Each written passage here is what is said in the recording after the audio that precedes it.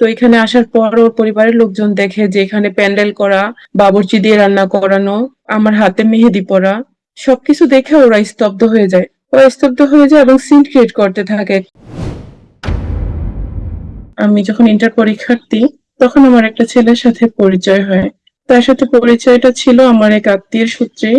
তো তার সাথে একদিন আমি টিউশনে যাওয়ার পথে রাস্তায় দেখা হয়। সে আমাকে বলে যে আমি চাইলে তার কাছ থেকে যেই ইন্টারের সাজেশন ওগুলা আমি তার কাছ থেকে কালেক্ট করতে পারি। তো আমি ইন্টার পরীক্ষার্থী, আমি তো এটা চাইবই।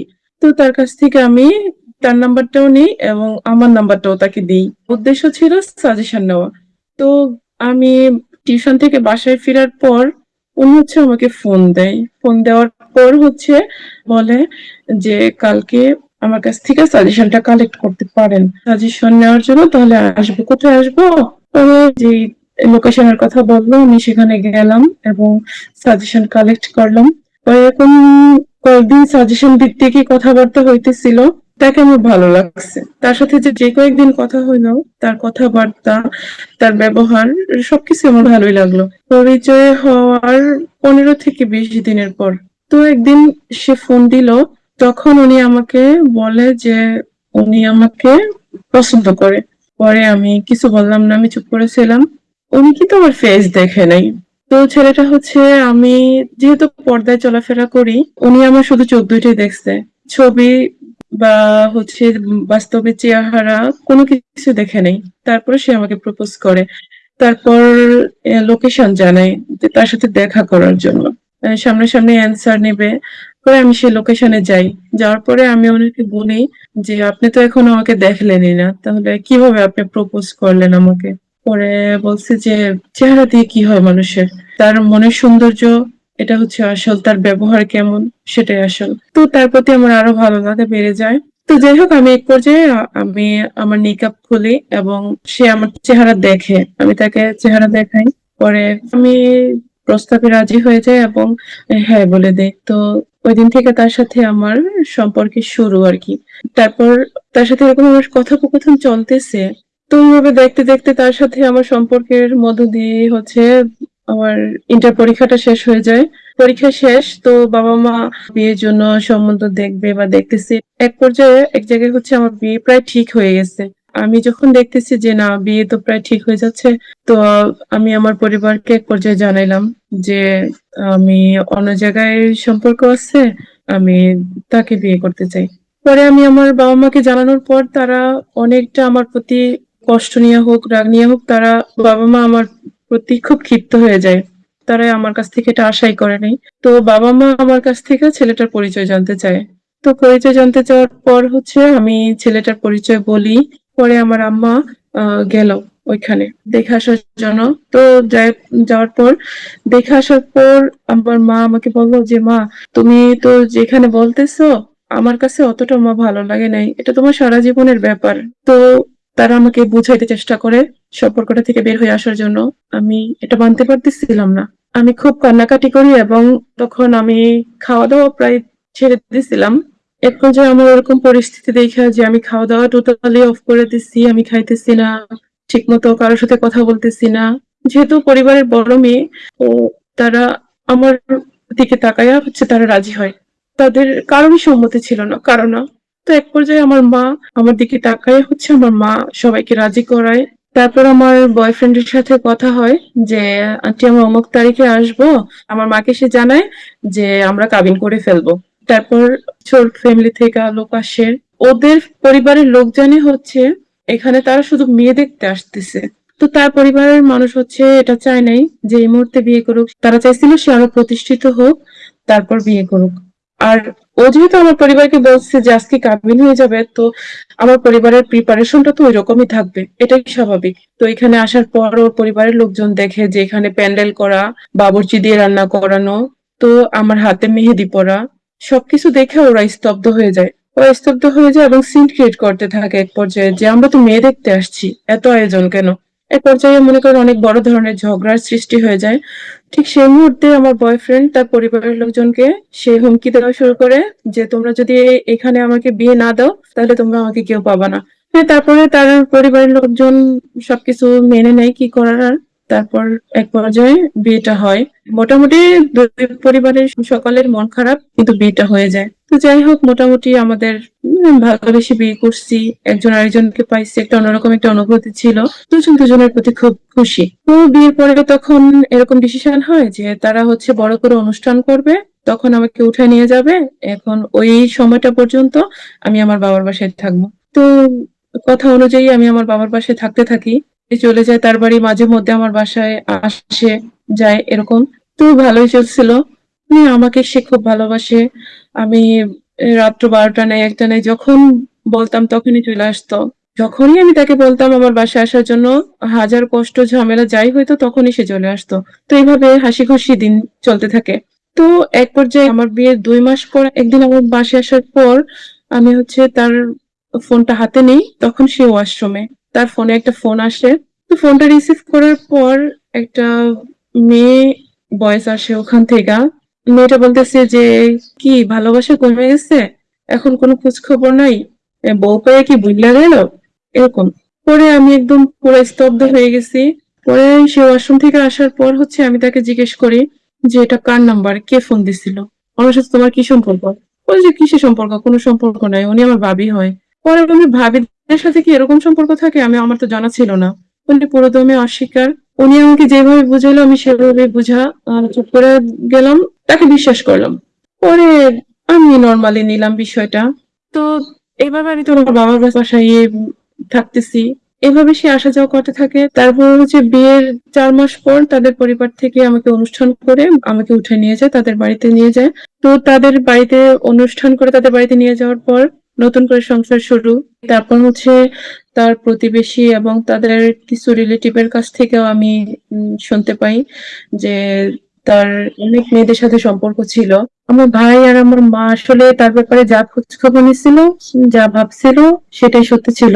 তার রিলেটিভদের কাছ থেকে বা প্রতিবেশীদের কাছ থেকে আমি যা শুনছি, শোনার পর তাকে আমি জিজ্ঞেস করি যে, "কি তোমার ব্যাপারে যে এরকম শুনলাম, এরকম শুনতেছি, এগুলা কি? আমার তো এসব ভালো লাগতেছে না।" পরে সে বলতে থাকে, "আরে এগুলা তুমি মাথায় নাও কেন? আমি হ্যাঁ, কথা বলছি, কথা বলি। এটা নরমাল বিষয়। আমরা কথা বলতেই পারি। কিন্তু বিয়ে তো আমি তোমাকেই করছি।" তো তার কাছে এগুলো নরমাল মনে হলেও আমার কাছে তো এগুলো নরমাল না। আমি তো এরকম ফ্যামিলি থেকে উঠে আসি নাই যে ছেলেরা বিয়ে করার পরও বউ থাকা সত্ত্বেও অন্য কোনো মেয়েদের সাথে বন্ধুত্বপূর্ণ সম্পর্ক রাখবে বা কথাবার্তা বলবে। তো আমার কাছে এটা মেনে নেওয়া খুব কষ্টদায়ক ছিল। তো তাকে বুঝাই, "দেখো আমার তো এগুলো পছন্দ না। আমি এগুলায় অভ্যস্ত না। আমার কাছে এগুলো কিন্তু ভালো লাগতেছে না। তুমি এসব করো না।" বলছে, "আচ্ছা ঠিক আছে। তোমার পছন্দ না। আমি আর কখনো তুমি এগুলো দেখবা না।" পরে সে আমার সাথে কথা দিল ঠিকই যে সে ভালো হয়ে গেছে। কিন্তু আসলে সে ভালো হয়নি। সে তার মতো করে সে চলতেই থাকে। ঠিক আছে? বিভিন্ন মেয়েদের সাথে কথা বলে। একের পর এক এরকম চলতেই আছে। পরে আমি কোন পরিবারকেই জানাইতেছি না। আমার পরিবারও না, তার পরিবারও না। কারণ আমার কথা হচ্ছে যে আমি যদি তার সংসারই করি, তাইলে তাকে কোথাও ছোট করে তো আর লাভ নেই। আমি দেখি আগে তারে ভালো করতে পারি কিনা। আমি আমার সর্বোচ্চটা দিয়ে শুধু ট্রাই করতেছি যে তাকে ভালো করার। তো আমি চেষ্টা করতেছি মেয়েদেরকে তার কাছ থেকে দূরে সরানোর। যে মেয়েদের সাথে কথা বলতো সে, তাদের সাথে আমি কথা বোঝা, তার সাথে কথা বলতে মানা করা, ওই মেয়েদেরকে সাবধান করে দেওয়া, তাকে ওইখান থেকে দূরে সরায় আনা। আমি নানানভাবে প্রাণপণে চেষ্টা করতেছিলাম উনাকে এগুলা থেকে বের করে আনার জন্য। তো এর মধ্যে হচ্ছে আমাদের একটা বাচ্চা হয়। তো আমার সংসারে মোটামুটি ৮-৯ বছর হয়েছে। তখন হচ্ছে আমার মেয়েটার পরে একটা ছেলে হয়। সে তার মতো করে সে চলতেই থাকে। আশেপাশে এরকম এই মেয়েদের সাথে সম্পর্ক একের পর এক চলতেছে। তো এগুলো আমি অনেক ক্লান্ত হয়ে যাই। তাকে আমি বুঝাই, বলি যে, "আসো এরকম, আমরা এখান থেকে চইলা যাই।" তারপর হচ্ছে তাকে কোনরকম বুঝায় আমি ম্যানেজ করে আমরা ঢাকায় চলে যাই। ঢাকায় চলে যাওয়ার পরে ওইখানে আমরা নতুন করে আবার সংসার শুরু করি। তো আমি ঢাকায় আসার কারণ হচ্ছে তার যেহেতু আশেপাশের অনেক ভাবিদের সাথে সম্পর্ক ছিল, ওটার পরিপ্রেক্ষিতে আমি হচ্ছে তাকে বুঝায় ঢাকা নিয়ে আসছি, ওগুলা থেকে দূরে সরানোর জন্য। ঢাকায় আসার পর মোটামুটি সবকিছু ভালোই চলতেছিল। আমি ভাবতেছিলাম হ্যাঁ, যে তার ব্যবহার, তার কথাবার্তায় মনে হইতেছিল যে হ্যাঁ, সত্যিই সে ভালো হয়ে গেছে, শুধরে গেছে। কিন্তু কয়েক মাস যাওয়ার পর আমাকে এখানে ঢাকাতে রেখে সে গ্রামে ঘন যাইতেছিল হঠাৎ করেই। সে বিভিন্ন কাজের বাহানা দিয়ে হচ্ছে গ্রামে আসা যাওয়া খুব বাড়ায় দিতেছিল। খুব আসা যাওয়া হইতেছিল। তো এটা আমার কাছে ভালো লাগতেছিল না। তো মাঝে মধ্যে এটা নিয়ে খুব ঝামেলা করতাম। তখন এসে আমার মারধর করতো, অনেক মারধর করতো। মানে আমি ওর সম্পর্কে কথা বুঝতে পারলেই ও আমায় মারধর করতো। আমি অসম্ভব মারধর খাইছি। মানে মাঝে মধ্যে এরকম মারধর করতো যে মারতে মারতে প্রায় মাইরা ফেলার মতো। এক তো সে বাসায় ঠিক মতো আসতো না। আমি বাচ্চাদের নিয়ে কিভাবে আছি, ওদের কি হচ্ছে না হচ্ছে, আমি ওদের নিয়ে আদৌ কি খাচ্ছি, কোনো কিছুর খোঁজ খবর নিত না। আর বাসায় আসলে একটা না একটা কিছু, কোনো যে কোনো ইস্যু নিয়ে একটা ঝামেলা হইতো, মারধর করতো, বাচ্চাদের সামনে মারধর করতো। ওর বাচ্চারা এখন তারে খুব অপছন্দ করে, খুব খুব অপছন্দ করে, তার কাছে চাইতেও চায় না, সে কাছে ডাকলেও চাইতে চায় না। এতটা মারধর খাওয়ার পরেও অনেকটা চেষ্টা করছিলাম, যেহেতু বাচ্চা দুটা হয়েছে, তার দিকে তাকায়া সংসারটা করার জন্য। সেই জিনিসটা জানতো যে আমি আমি তার প্রতি খুবই খুবই দুর্বল ছিলাম। তার এত এত অন্যায় করার পরও আমি সবকিছু ক্ষমা করে দিয়ে আবার শুরু করতে চাইছি, প্রতিবার আবার শুরু করতে চাইছি। আমি আমার হাজবেন্ড রে অসম্ভব পরিমাণ ভালোবাসছি, এবং সেটা সে জানতো আমি কতটা সৎ ছিলাম। আমার মেন্টালিটিতে এরকম ছিল যে মানুষের জীবনে বিয়ে কয়টা হয়, আমি এটা ভাইবা ভাইবা তার সবকিছু মাফ করে দিয়েছিলাম, যে বিয়ে মানুষের জীবনে একটাই হয়। তো সে ওই জিনিসটার সুযোগ নিচ্ছে, বারবার সুযোগ নিচ্ছে ওই জিনিসটার, ওটার সুযোগের ব্যবহার করছে। যাই হোক, এরকম করতে করতে এক পর্যায়ে একদিন হঠাৎ আমার ছেলে ফোন চাপতেছিল। ফোন চাপতে চাপতে এক পর্যায়ে কিছু ভিডিও এবং পিং দেখতে পাই। ওইখানে ওই মহিলাটা আর আমার হাজবেন্ড খুব ক্লোজ ক্লোজ ছবি এবং ভিডিও দেখতে পাই। সেই মহিলাটা হচ্ছে আমার হাজবেন্ডের প্রতিবেশী, একই গ্রামে থাকে। মহিলার হাজবেন্ড হচ্ছে বাহিরে থাকে। তো আমি এগুলো দেখার পর এক পর্যায়ে আমি তাকে ফোন দিই। দেওয়ার পর তাকে বলি যে এগুলো কি। সে বলেছে, তুমি পাগলামি করো না, আমি বাসায় আসতেছি, আমি তোমাকে বুঝায় বলতেছি। সে তখন গ্রামে ছিল। পরে এক পর্যায়ে সে বাসায় আসে। বাসায় আসার পর তাকে খুব বকাঝকা করি। বকাঝকার পর ও এক পর্যায়ে আমার সাথে উল্টা রিয়েক্ট করতেছে যে তোর যা মন চায় তা কর, কারোর সাথে কথা বললি কিছু হয়ে যায় নাকি, আমি ক্লান্ত, তোর সাথে আর থাকবো না, আমি তোর আমার দরকার নেই, তুই যার সাথে আমার ছবি দেখছিস আমি তাকে বিয়ে করবো, তুই যা খুশি যা পারস তুই তা কর, আমি তোর সাথে আর নাই। আমি আরো ভাইয়া পড়ি, আমি হাউমাউ করে কান্না করতে থাকি যে তাইলে আমার এতগুলা সময় কেন তুমি এভাবে শেষ করলা, তোমার যদি এরকম চিন্তা ভাবনাই ছিল তাহলে আমার সাথে এতটা লং টাইম সময় তুমি কেন কন্টিনিউ করলা, কেন আমাদের দুইটা বাচ্চা হলো। 10 বছর পর্যন্ত আমি এগুলা সহ্য করলাম। এখন সবশেষে এসে এখনো যদি আমাকে এগুলাই দেখতে হয়, তাহলে তুমি আমার সাথে কেন কন্টিনিউ করলা। তারপর হচ্ছে আমি তাকে বলি যে আচ্ছা ঠিক আছে, তাইলে তুমি যেহেতু আমাকে ছাইড়া দিবা, তাকে বিয়ে করবা, তাইলে তোমার পরিবার তো আমাকে নিয়ে আসছে, আর আমার পরিবার তোমার পরিবারের হাতে তুলে দিছে, তাদেরও তো জানা দরকার। আমার বাড়িতে নিয়ে চলো, আমি তোমার পরিবার আমার পরিবার সবার সাথে কথা বলবো। তারা যে ডিসিশন নেয়, এতদিন অনেক সবার কাছ থেকে লুকায় লুকায় আমি নিজে চাইছি সবকিছু সমাধান করতে, কিন্তু আমি তো পারি নাই। এখন আমি পরিবারের হাতে তুলে দিছি, তাদেরও তো জানা দরকার। আমার বাড়িতে নিয়ে চলো। পরে ও বলে যে না, আমি তোর কোথাও নিয়ে যাবো না বইলা ঝামেলা করে বাসা থেকে বের হয়ে যায়। বাসা থেকে বের হয়ে যায়, ও আমাকে ফোন দেয়, ফোন দিয়ে বলে যে তুই জীবনে কোনোদিন আর আমার চেহারা দেখবি না, তোর সাথে আমার কোনো সম্পর্ক নাই। পরে এগুলো বইলা ফোন অফ করে দেয়। তারপর দীর্ঘ 10 বছর আমি নিজে নিজে এত চেষ্টার পর যখন তাকে শুধরাতে পারলাম না, তখন আমি ক্লান্ত। পরে তার পরিবার, আমার পরিবার, সবাইকে আমি জানাই ব্যাপারটা, সবকিছু খুলে বলি, শুরু থেকে সবকিছু জানাই। হয়তো সবকিছু অনেক দেরি করে ফেলছি, অনেক সময় নিয়ে ফেলছি, আরো আগে জানানো উচিত ছিল, আমি বুঝতে পারি নাই। তো তাদেরকে জানানোর পর তার পরিবারের লোক হচ্ছে আমাকে বলে যে তুমি এরকম করো না, পাগলামি করো না, তুমি গ্রামে চলে আসো, আমরা দেখতেছি ব্যাপারটা। তারপর আমি গ্রামে যাই আমার বাচ্চাদের নিয়ে। ওখানে যাওয়ার পর আমার শাশুড়ি আমাকে বলতেছে যে ওগুলা নিয়ে বেশি বাড়াবাড়ি করো না, ঠিক হয়ে যাবে, ওগুলা কোনো বিষয় না, এরকম পুরুষ মানুষ এরকম হয়। তারপর সে আমার বাসা থেকে যখন বের হয়েছে, বের হওয়ার পর যে ফোন অফ করছে, আর কারোর সাথে যোগাযোগ করে নেই, তার নাম্বার গুলো সব অফ করে রাখা হয়েছে, তার পরিবার এবং আমি কারোর সাথে যোগাযোগ করেনি। তারপর তারা কোনোভাবে তার সাথে যোগাযোগ করতে পারতেছে না। তো এক পর্যায়ে আমার শ্বশুর বাড়ির লোক যে কোনো ভাবে তাকে বাসায় নিয়ে আসে। বাসায় আসলো, বাসায় আসার পর সবাই তাকে বোঝায়, সে বলে সে আমার সাথে থাকবে না, সে ওই মহিলাকে বিয়ে করবে। পরে এটা নিয়ে অনেক ঝামেলা হয়। এখন আমি জানতে পারি ওই মহিলার সাথে সে বিয়ে করে ফেলছে। সে ওই মহিলাকে আগে বিয়ে করে নিয়েছে, কিন্তু আমি এটা জানতাম না। এটা আমার কাছে গোপন করা ছিল। সে ওই মহিলাকে বিয়ে করে আলাদা সংসার করতেছে। এজন্য সে বাসায় আসতো না ঠিক মতো, আমাদের খোঁজ খবর নিত না। তো যখন আমি বুঝতে পারি যে সে বিয়ে করে ফেলছে, এত কিছু পরেও সে সত্যি বিয়ে করে ফেলছে, সংসার কন্টিনিউ করতেছে, এটা বোঝার পর মনে হলো যে একটা মানুষের জন্য এত কিছু স্যাক্রিফাইস করে, সবাইকে উপেক্ষা করে, বাবা মাকে কষ্ট দিয়া একটা মানুষের সাথে রয়ে গেলাম। কারো কাছে তার ইমেজ নষ্ট করতে চাইলাম না, সবকিছু নিজে সমাধান করার চেষ্টা করলাম, তাকে সবার কাছে ভালো রাখলাম। 10 বছর শুধু চুপচাপ সবকিছু সহ্য করে রইলাম, যে অপেক্ষা করলাম যে সে এক সময় আমার ভালোবাসার মর্মটা ঠিকই বুঝবো, সে এক সময় ঠিকই আমার কাছে ফিরে আসবো। কিন্তু আমার সব ধারণা ভুল ছিল, আমার বাবা মা সঠিক ছিল। সবকিছু বোঝার পর আমি তার ফ্যামিলি থেকে চলে আসছি আমার বাচ্চাদের নিয়ে। 4-5 মাস যাবৎ আলাদা আছি।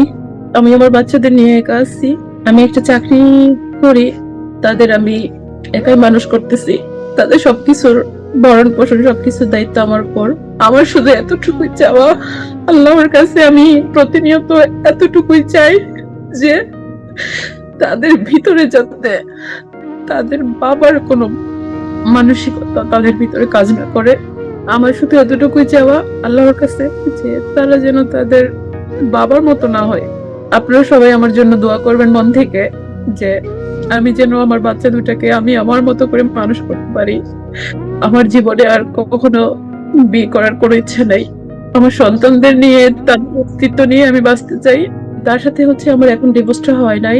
তাদের কারোর সাথে আমার কোনো রকম কোনো যোগাযোগ নেই, আর আমি যোগাযোগ করতেও চাই না। তারা কখনো খোঁজও নেওয়ার চেষ্টা করে না যে আমি কেমন আছি। তারা কোনো খোঁজ খবর নেয় নাই এখনো পর্যন্ত না।